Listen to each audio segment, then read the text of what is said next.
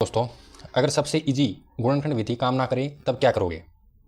तब काम आएगा ओनली द्विघात सूत्र, जो सभी प्रकार की द्विघात समीकरण को हल करने में काम लिया जाता है। नमस्कार दोस्तों, मैं हूं विपिन और आप देख रहे हो मैथ्स विद विपिन। आज हम सीखेंगे द्विघात सूत्र से द्विघात समीकरण को हल करना। द्विघात सूत्र होता क्या है? द्विघात सूत्र होता है x बराबर minus B plus minus B square minus 4ac का होल अंडर रूट अपॉन में 2a। ये अब देख रहे हो, ये a है, b है, c है, क्या है? ये मैंने पहली वीडियो में ही बताया था तुम लोगों को, जहां a जो होता है वो होता है एक्स स्क्वायर का गुणांक, b क्या होता है? b होता है x का गुणांक, और c होता है वो निश्चर होता है या कांस्टेंट होता है, निश्चर। ठीक है, समझ में आ गया? तो ये हो गया a b c।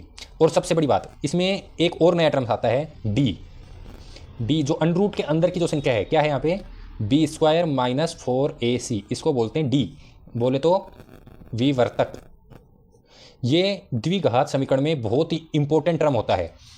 इसके ऊपर बहुत से बोर्ड में क्वेश्चन आते हैं, तो इसको बहुत ही ध्यान से समझता। अगर d का मान 0 है या 0 से कम है, तीन ही ऑप्शन होंगे, या तो 0 से कम या 0 या d का मान 0 से ज़्यादा।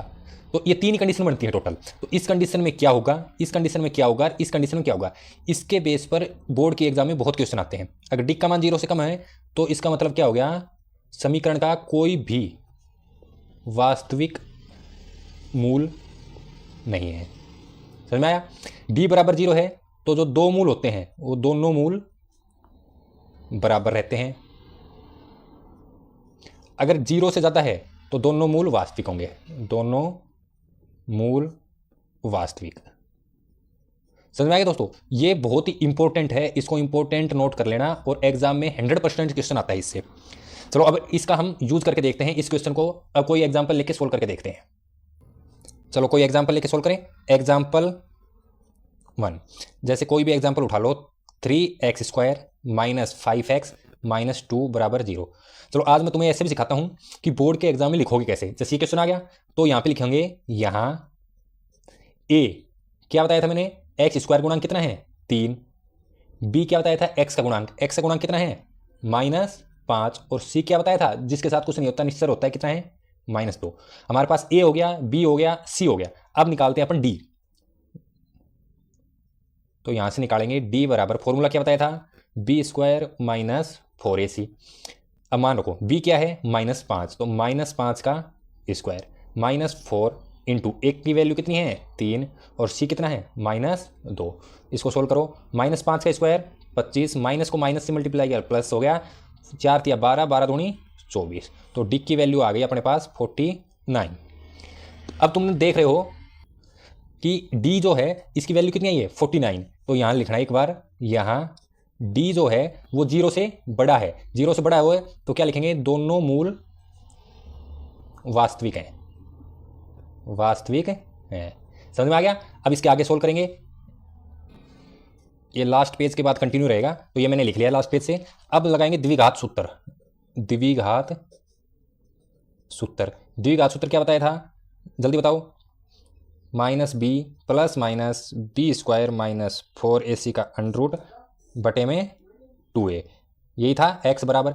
ठीक है, अब सोल्व करो। x बराबर -b, तो माइनस ऐसे का, b की वैल्यू क्या थी? -5 plus minus B square minus 4ac, d हो गया, d कितना आया था? सोल्व किया था वो 49 अपॉन में 2। a की वैल्यू कितनी थी? ये रही 3। सोल्व कर दो इसको, माइनस को माइनस मल्टीप्लाई किया, प्लस का 5 प्लस माइनस 49 का रूट कितना होता है? 7, और 3 टू 6, तो ये आ गया। चलो इसको हटाओ यहाँ से, अभी इसको करते हैं। अब x की वैल्यू 2 आ गई यहाँ, x बराबर, एक बार यहाँ पे प्लस लेंगे और एक बार माइनस लेंगे। प्लस लेंगे तो क्या आएगा? x बराबर 5 प्लस 7 बटे 6, और दूसरा x बराबर 5 माइनस 7 बटे में 6।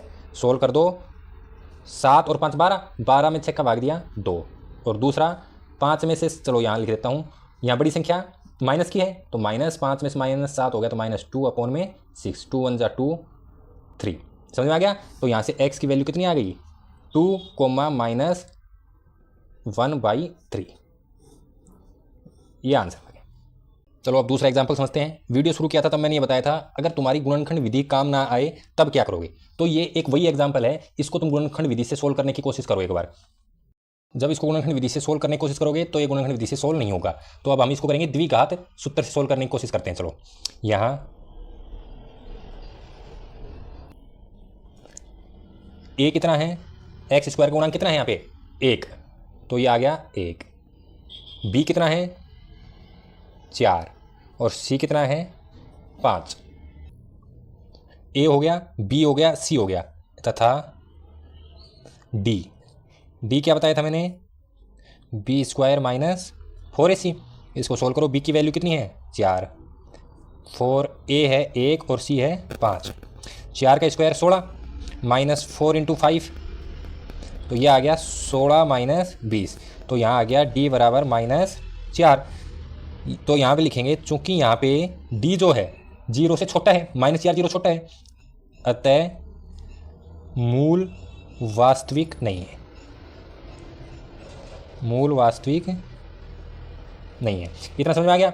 अब जब मूल वास्तविक नहीं है तो गुणनखंड विधि से सोल्व होगा नहीं, तो ये किससे सोल्व होगा, द्विघात सूत्र से। चलो द्विघात सूत्र लिखेंगे, द्विघात सूत्र से क्या बताया था फॉर्मूला, x बराबर -b plus minus B square minus 4ac का होल अंडर रूट अपॉन में 2a, ये फॉर्मूला था। चलो सोल्व कर दो। माइनस b कितना है, ये रहा 4, ये मैंने लिख दिया 4 plus minus B square minus 4ac मतलब d कितना निकाला था -4 का अंडर रूट अपॉन में 2a कितना है 1, -4 प्लस माइनस 4 का अंडर रूट तो होता है 2, लेकिन माइनस है, माइनस का कोई अंडर रूट होता नहीं है, तो काल्पनिक आ जाएगा i।